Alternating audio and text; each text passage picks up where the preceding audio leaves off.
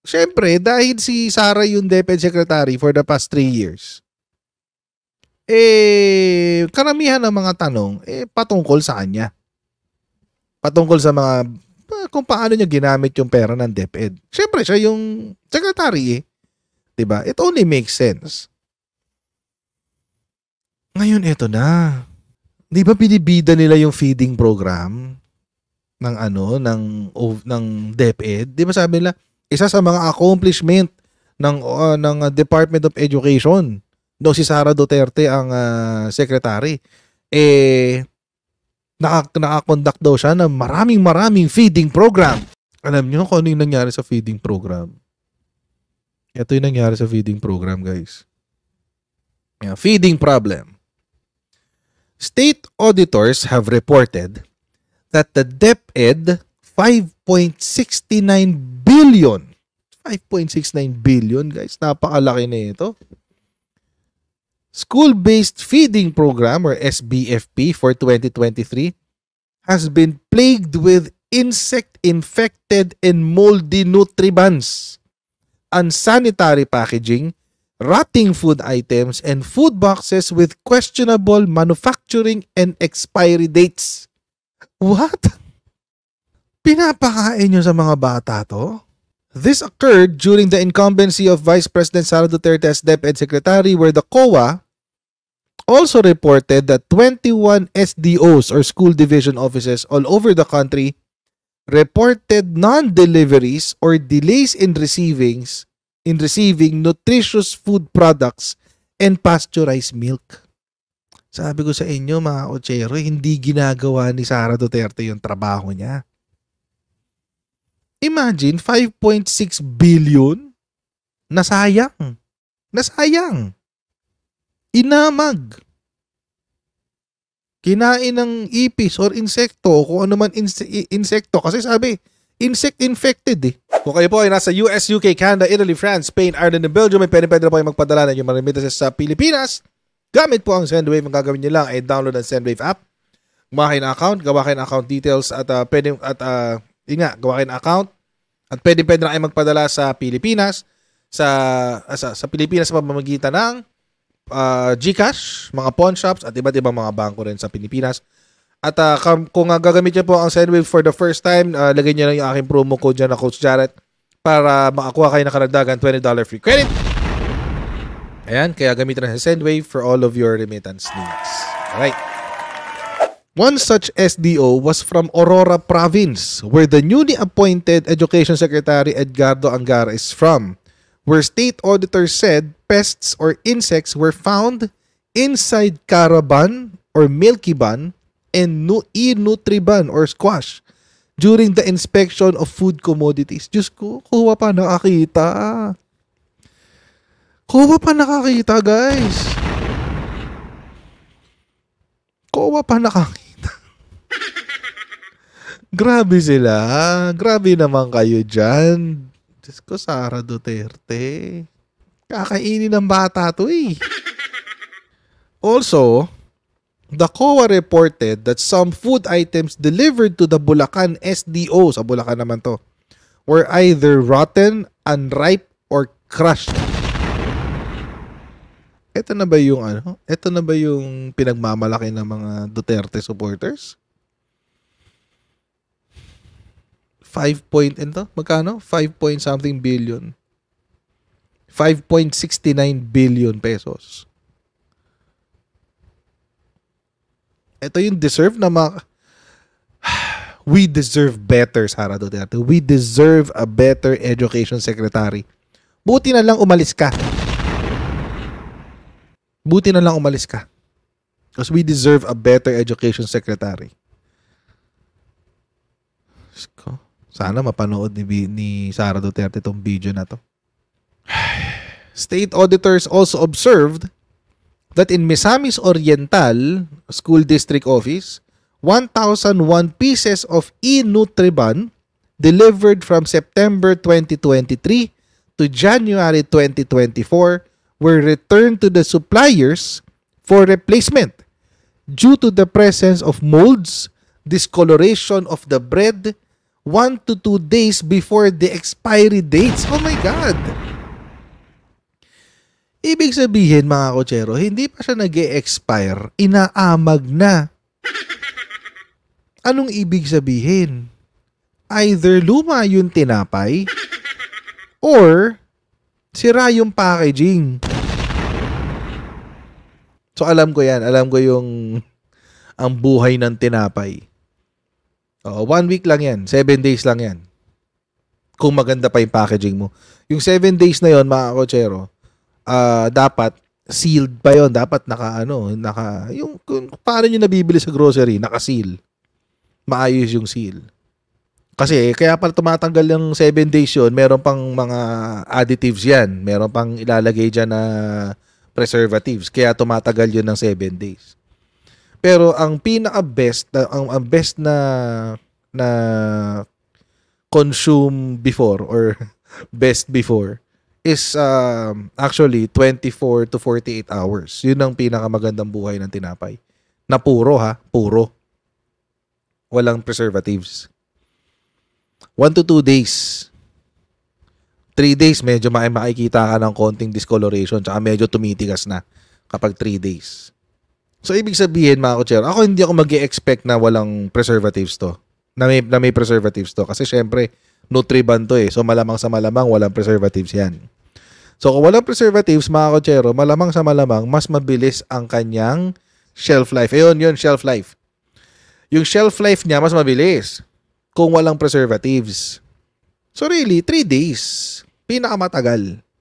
3 days kung walang preservatives. On the 4th day, mararamdaman mo na medyo matigas. Tsaka nagiging chewy na. Nagiging chewy na yung tinapay by the 4th day. Tapos mag-unti-unti na maglalabasan yung molds niyan on the 5th, 6th, up to 7th day. Lalo na kung walang preservatives. Kung may preservatives, mapaabot mo yan kahit 7 days. Walang problema. So, ibig sabihin, mga kotsero, kung 1 to 2 days before ng expiration date, meron ng molds at discoloration. Ibig sabihin, old stock to. Nirepack lang. Lumang stock yan na nirepack. Hindi naman magsisinungaling ang pagkain eh. In the Iligan City SDO, NFP deliveries carried dubious markings. Dubious markings? Displaying the expiry dates on boxes on October 29, 2023, but markings on the products showed they were good only until October 26, 2023. O, see? Repack nga. The product contains a manufacturing date which is not easily discernible and misrepresents, contrary to the terms of the contract. Hence, the supplier failed to meet the standard of the contract in providing a clear and readable manufacturing date, sabi ng COA. Okay, these irregularities did not only occur in Aurora, Bulacan, Misamis Oriental, and Iligan, but also in Metro Manila, where the Quezon City SDO reported of poor food packaging and food items not complying with what the contract specifies, specifically as to size and weight. The root crops and fruits were not individually packed in cling wrap or paper. The weight of 5 food items purchased and distributed were below the prescribed serving size. 8 kinds of prescribed NFPs or alternatives were substituted with other food products. Uy, may substitution naganap. Bad trip yan. Oo. Nagpaano ng pera si supplier. Nagpayaman si supplier. Oo. Nag-substitute ng food products. For example, mga kotsero, dahil nga nagbe-bake ako, kwento ko lang sa inyo. Ako pag nagbe-bake ako, bihira akong gumamit ng mga margarina. Oo. Kasi yung margarina, mga kotsero, nakaka-apekto yan sa lasa ng tinapay. Tsaka mas mabilis mapanis kapag margarina. Kaya tingnan nyo yung mga binibili sa mga regular na bakery. Ano yun eh? Mabilis siyang tumigas. It's because of the ingredients. So, kapag yung margarine, mabilis siya maging rancid. Kasi ano yan yung margarine, technically, it's mantika. Mantika yan yung margarine. Yan, lard. Technically, mantika kasi yan So, mabilis siyang maging rancid. Or mabilis siyang maglasang iba. O try nyo. Try nyo gumamit ng margarina sa kumain ng mga small mom and pop bakeries. Ganon. Try nyo. Medyo tapos medyo palumain nyo ng konti yung tinapay, medyo ibang lasa. Nagra-rancid yung kulay. Ay, yung lasa. Kapag ako nagbe-bake, gumagamit ako butter. As in, totoong butter. Yung medyo mamahalin butter. Yung mga kapag binibili mo mga 200, 300 pesos ang isang brick. Oo. Bakit? Kasi number one, mas malambot siya. For some reason, di ko alam yung chemistry kung bakit. Pero kapag gumamit ka ng butter, mas malambot yung tinapay. Mas malambot siya. That's one. Number two, kahit i-store mo siya ng matagal, pag ininit mo, masarap pa din. Hindi siya lasang mantika. Hindi ko alam kung bakit. Hindi ko alam yung chemistry behind that. Pero, ganun yung lasa. Ngayon, syempre, dahil mas mahal yung butter, kapag nagbenta ka, gamit mo ang butter, mas mababa din ang kikitain mo. Mas mahal ang butter eh. Pero kapag nagbenta ka using margarine, kahit mas mabibenta mo siya na mas mura, mas marami makakabili. Ganon din yung nangyari dito. Yung mga produktong binibenta, substituted. Meron isa na explain, sabi, yung gatas daw kasi yung butter. Oo, gatas daw kasi siya. Well, yan. Gatas naman talaga yung butter, so it makes sense. Gatas naman talaga yun. O kasi yung margarine, mantika yun eh. Technically, it's really mantika yun, mantika. So, yun. But anyway, mantika lang yun na may flavoring. But anyway, going back. So, ganun yung ginawa dito. Sinubstitute. Para siguro mas malaki yung kitain. Mga kakutsero, Nutriban yan. Nutriban. Ibig sabihin, nutritious ban. It's short for nutritious. Nutritious ban. And the operative word is nutritious. Nutritious. Ibig sabihin, maganda sa katawan. Bakit nangyari to? Hindi ba chinek to ng DepEd? So, ang laman daw dapat nun ay hot meal, including fruits, eggs, kamote, and nutty bars, and pasteurized fresh milk. So, sa ibang regions daw, hindi nakaka-deliver ng milk. Or late dinedeliver. So, paano ba mapapakinabangan ng bata niyan, di ba? Kung late. So, ito daw yung mga schools na nakitaan ng problema.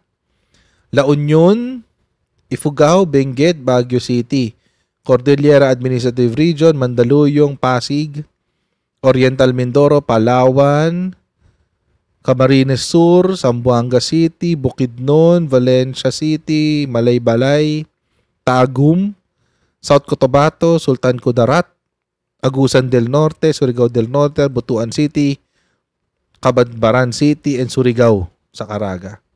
Ito pa, ang daming kwento. Oh.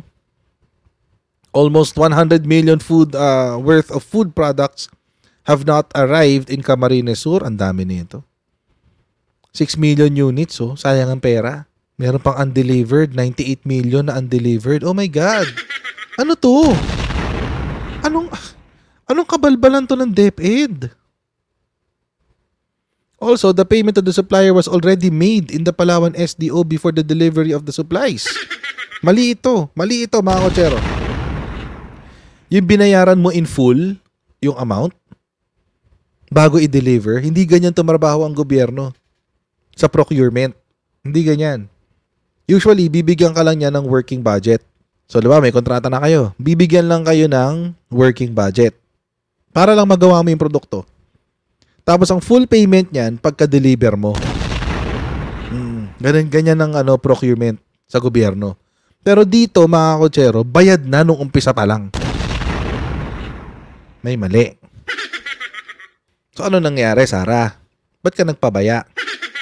2022, 2023 to, oh.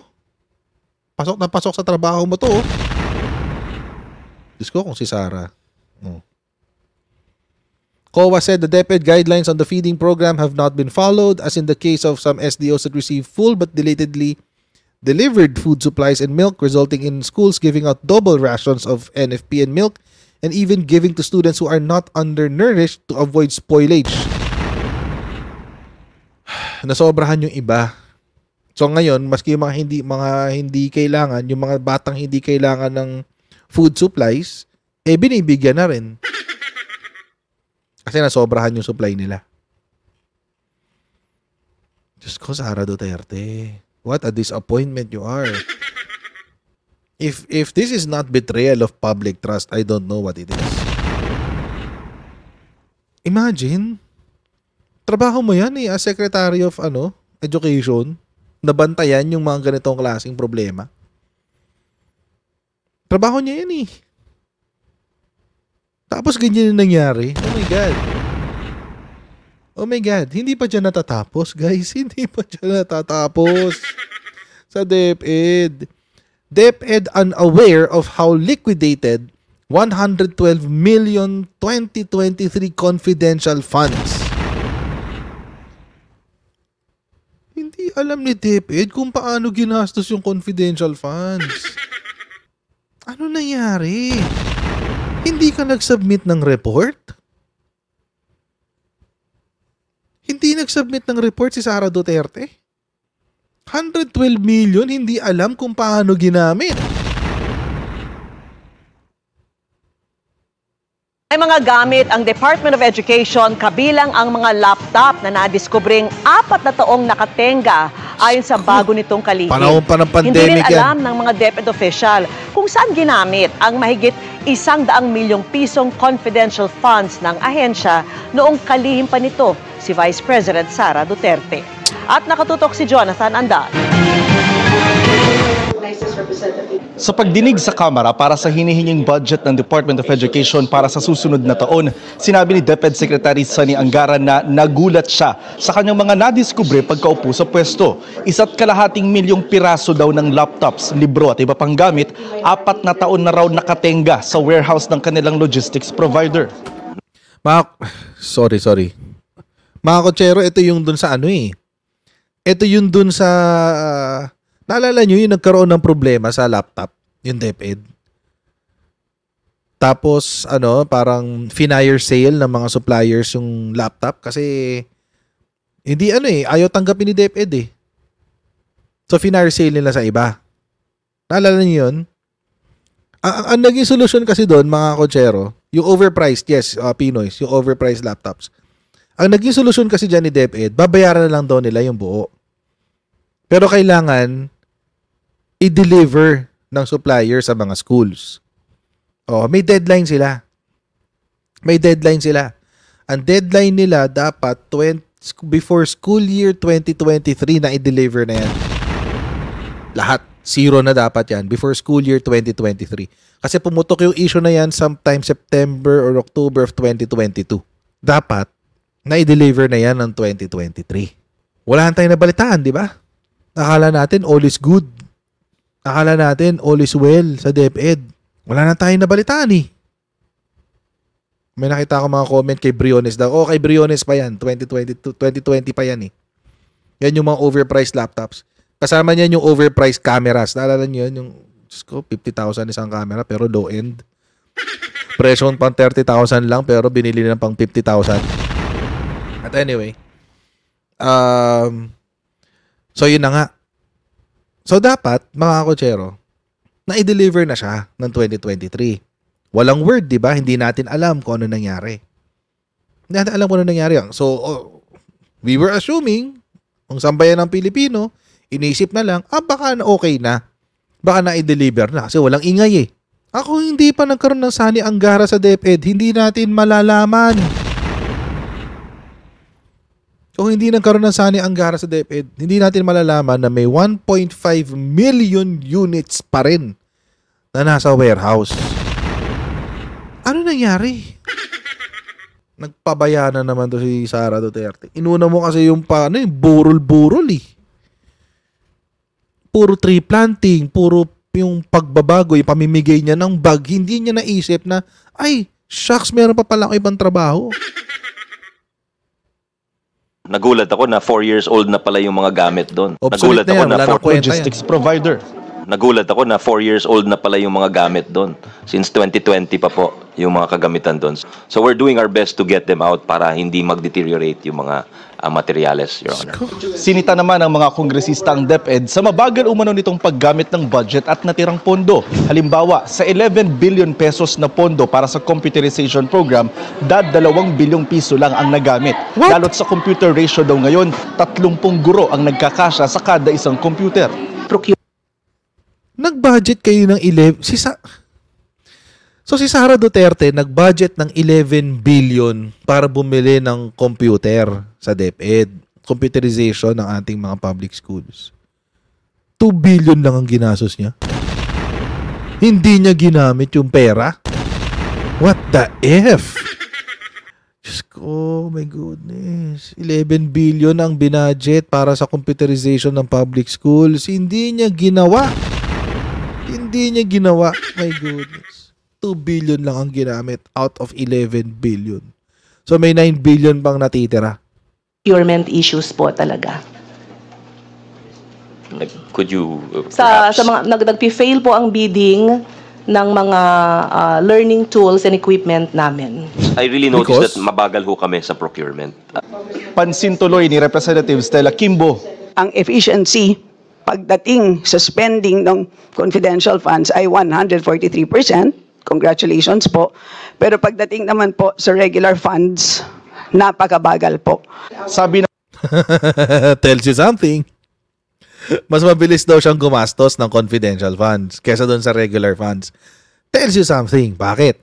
Kasi yung confidential funds, because of its nature, na confidential nga siya, yung reporting niya is medyo layered, medyo opaque. Hindi transparent, hindi translucent, medyo opaque. Medyo hindi mo kita kung paano ginagamit yung pera. So, yung mga buladas mo, yung mga bulagas mo, bulagas o buladas? Buladas yata.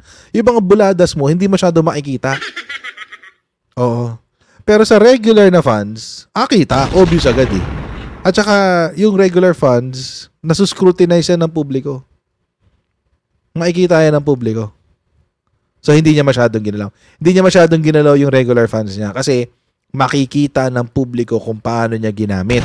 For example, 11 billion, out of 11 billion, 2 billion lang ang ginastos mo para sa computerization ng mga public schools. Obviously, hindi mo ginamit ng maayos yung pera. Obviously. ng mga opisyal ng DepEd ngayon, hindi nila alam kung saan ginamit ang 112.5 million pesos na confidential funds ng DepEd nung panahon ni Vice President Sara Duterte. Ito yung masakit. Kung alam ba namin yung details nung pinagamitan, we do not know because we're not part of the process po ng utilization and liquidation. Naging controversial. Hindi nila alam kung saan ginamit yung confidential funds. Sino nakakaalam? Si Sara lang. Siya lang nakakaalam, guys. Ng confidential funds ng Office of the Vice President noong 2022 nang lumabas na ang halagang 125 million pesos ginastos ng OVP sa loob lamang ng 11 araw. Matapos suriin ng Commission on Audit ang liquidation na sinabit ng tanggapan ng bise, nakitang mahigit 73 million pesos dito hindi pumasa. Sa Notice of Disallowance na may petsang August 8, 2024, tinukoy ng COA ang halos 70 million pesos na ibinayad na pabuya na cash, various goods at medisina. Pero wala raw kaukulang isinumitong dokumento para maipakitang tagumpay ang isinagawang pagkalap ng impormasyon at surveillance. Kinuha rin sa confidential funds ang pinambili ng 3.5 million pesos na halaga ng lamesa, silya, computer at printer. Pero hindi nilinaw ng OVP na gagamitin ang mga ito sa mga confidential activities. Ayon naman kay Representative Herbilia Luistro, sinubukan umanong pigilan ng Office of the Vice President ang COA na ibigay sa Kamara ang audit report nito. Talaga? Ayaw nila ipalabas kung ano man ang nilalaman nitong audit report that includes the notice of disallowances. Ayon kay OVP spokesman, Bakit kaya? Ayaw niyo ipalabas? Ayaw niyo ipaalam sa tao kung paano niyo kami winalangya? Ayaw niyo ipaalam sa taong bayan niyo na winalangya niyo ang taong ng Pilipino? Lahat ng Pilipino, by the way. This is a serious breach of trust. Seriously.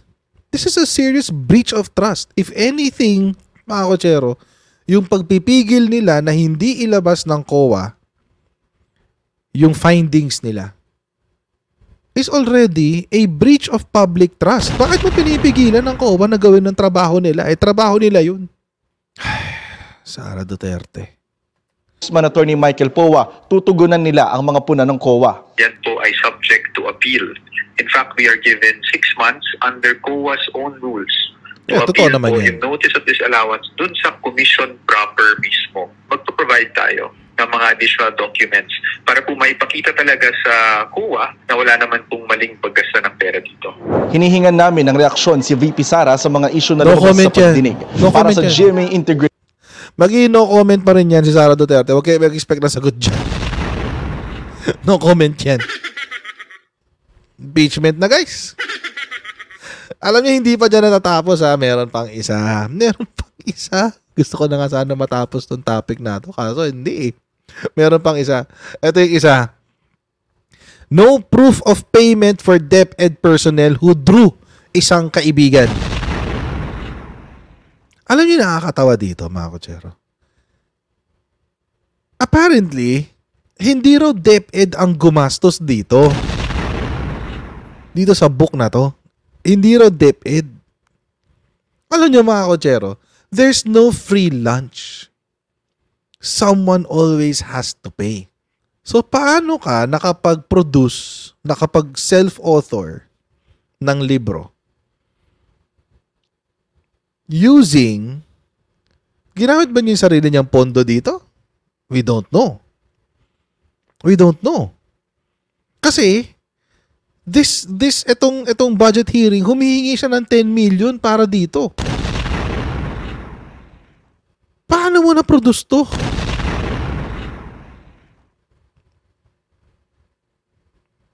Sinong benefactor? Sinong nagbayad? Again, mga kotsero, there's no free lunch. Someone always has to pay. Sino nagbayad nito? Did this come out of the pocket of the OVP? Or did this come out of the pocket of the Vice President herself? We don't know. Hindi natin alam. Hindi natin alam, mga kotsero. Pero wala dong proof of payment. Panoorin nyo ito.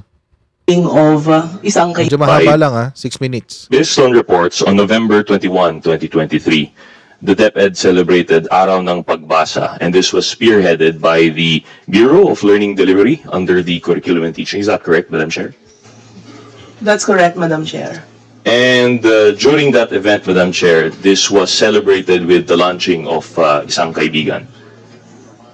It was held in a public elementary school in Quezon City. Is that correct, Madam Chair? That's correct, Madam Chair. So, Madam Chair, as the USEC being responsible for curriculum and teaching, and by that line of logic, yung Bureau of Learning Delivery, may we ask po, kayo po ba yung responsible for the production of this book, yung Isang Kaibigan? Madam Chair, hindi po. What is the role of the curriculum and teaching strand po in the production and development of Isang Kaibigan? I understand this was a project of the former secretary. Is that correct, Madam Chair? Yes, Madam Chair. Wala pong role ang Department of Education sa development, reproduction, or printing of Isang Kaibigan storybook. Thank you.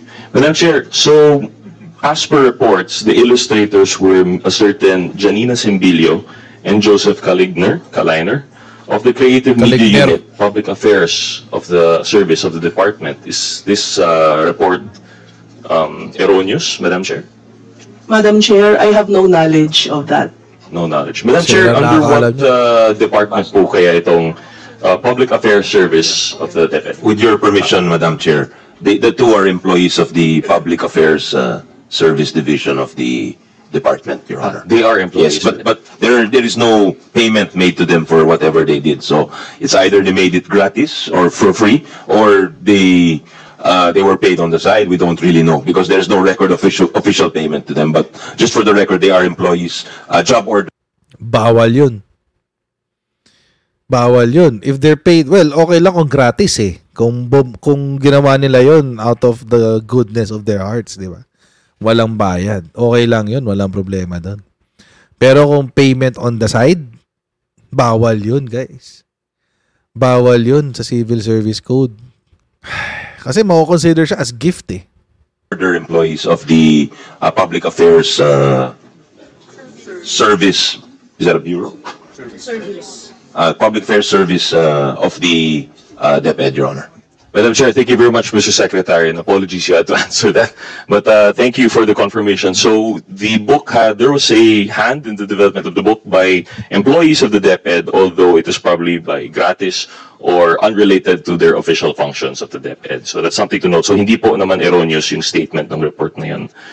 So Madam Chair, prior to its launch, it would be said then that what is the knowledge of the good Undersecretary about this book?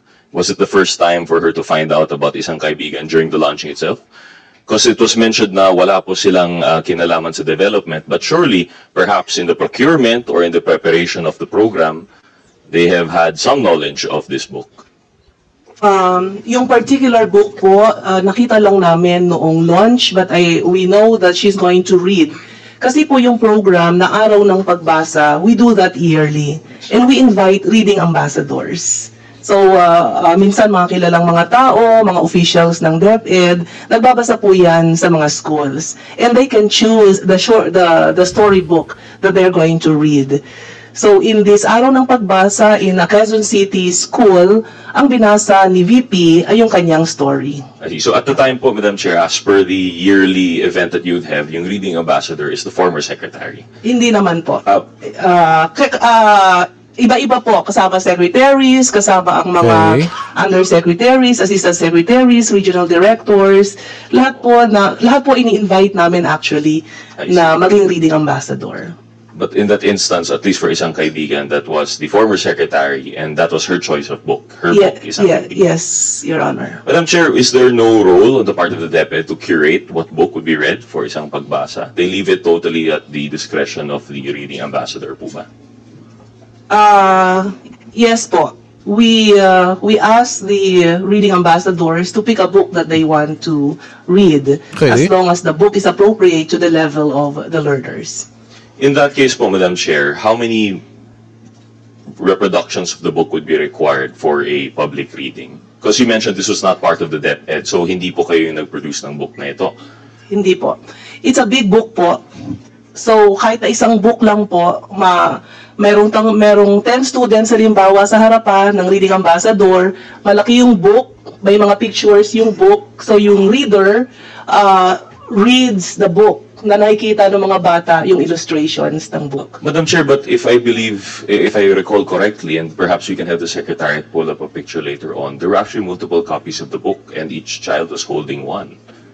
So I would assume that there was some preparation on the part of the department regarding this event. There was a preparation regarding the event, Your Honor, but the distribution of textbooks wasn't done by the Department of Education. The printing, the distribution wasn't done by DepEd. But for the case of that instance po, that event, then there were multiple copies of the book. Wala pong alam po yung curriculum and teaching. Alam po namin na may mga... About how many books were prepared for that particular event. I understand, Madam Chair, the answer na wala pong kinalaman ng department in the production, supposedly, and development of the book. But we just wanted to know for that particular event. Ang alam ko po, konting-konting copies lang po ang na-ready noon. Kasi nangihingi nga rin po ako ng copy noon, hindi rin po ako nabigyan. Kasi konti lang talaga para dun lang sa mga estudyante na umatendong reading session. So, Madam Chair, okay, thank you. Just to clarify po, no? So no public funds were used in the production of the book. It was not come under any line item, and therefore did not also go through any of the quality assurance and accreditation required under the DepEd. None of that po. That is correct, Madam Chair. So ginawa lang niya yun out of trip niya? Nag-trip lang si Sara. DepEd secretary ako, magbo-book reading ako, gagawa akong book. DepEd secretary ako eh. Again, mga kochero, there are no free lunch. Someone always has to pay. The question is, who paid for this book? Kasi meron kang meron kang binayarang Or sabihin na natin, sige, gratis na lang. Sige, di ba? Pagmamahal na lang sa DepEd sa kabataan. Sabihin na nating libre. Yung 2 illustrator. May print out ka pa. Tapos, kung pagbabasihan natin yung yung gustong, yung gusto ipaprint this time ni Sara Duterte, doon sa budget hearing niya, doon sa lower house, humihingi siya ng 10 million para sa book. To be printed, not under DepEd, but under the Office of the Vice President. So may tsuri ako, guys. Tsuri lang naman. Hindi pa to this is only a theory. But, hindi kaya kinuha to sa confidential funds? Hindi ng DepEd. Well, pwede rin sa DepEd, pwede rin sa OVP. Either of the two. Kasi it would make sense kapag ginamit sa kapag kinuha sa confidential funds. It would make sense. Kung tutuusin, it would make sense. Kasi hindi mo kailangan hindi siya pag-aaralan eh. Hindi mo babasahin, hindi siya mare-record as regular funds, hindi siya akalat. So, I'm thinking, yun yung pinakamadali. Yun yung pinakamadali. Confidential funds. Otherwise, sinong ibang benefactor? Diba? Sino pa iba yung nagbayad? Kung hindi sa confidential funds, sino nagbayad? Si Sara? Bagay, maliit lang sa kanyang 10 million eh. Diba? Maliit lang sa kanya 10 million. May 51 billion nga yung kapatid niya eh. So, maliit lang sa kanya 10 million. Possible. Diba? Pwedeng Pogo, pwedeng si Kibuloy. Well, all of these are guesses eh. Diba? Your guess is as good as mine. But again, mga kotsero, for me, hindi porke vice-presidente ka, kaya mo nang gawin lahat. Diba? Hindi porke vice-presidente ka, gagawin mo lahat ng gusto mong gawin. Wala raw misuse of public funds. There was no misuse of any funds. There is, however, an unending political attack by the Makabayan Romualdez Marcos Alliance. Wow! To mask the real problem of the country right now. This is the sad plight of the poor and the hungry because of the unabated rise of food prices. Dapat magtrabaho muna bago politika. Yes. Yun ang palusot niya ngayon. Trabaho muna bago politika. Wow. Oo. Political attack daw. Oo. Trabaho muna bago politika. Ito yung resulta ng trabaho mo eh. Ito yung resulta ng trabaho mo, BP. Sana yun? Mouse ko. Ayan o. Yan yung resulta ng trabaho mo, BP. Oo. Napabayaan mo ang Department of Education. Napabayaan mo ng wagas. Trabaho muna. Hindi ka nga nagtrabaho eh. Kaya ka nababatikos dahil hindi ka nagtrabaho eh. Politika. Come on. Ilang beses nang ginamit ni Digong yan. Hindi na kami naniniwala dyan. Ilang beses na rin ginamit ng kung sino-sino yan. Hindi na kami naniniwala dyan. Kung nagtrabaho ka na maayos, walang pupolitikahin sa'yo. Diba? Sana mapanood to ni Bibi Sara. Kung nagtrabaho ka ng maayos, walang pupolitikahin sa'yo. Kaso hindi mo ginawa na maayos yung trabaho mo. Kaya sorry ka. Maraming po salamat sa iyong patuloy na pagsuporta sa ating channel. Huwag niyo po kalimutan mag-like, mag-share, at mag-subscribe sa Kung Si Jared YouTube channel. Paki-follow tayo sa ating Facebook page para lagi updated sa mga ganap dito sa aking channel. And I'll see all of you in the next Kung Si Jared Live. God bless. See you next time, guys. Bye!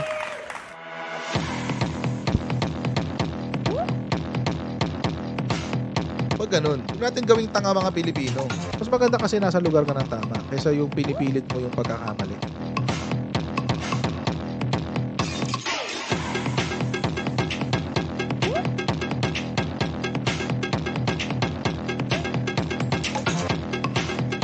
Are they willing to go that far? Hindi makakalimutan ng Pilipino yan hanggat di nasasagot niya. Sino ngayon nagsasabi ng totoo?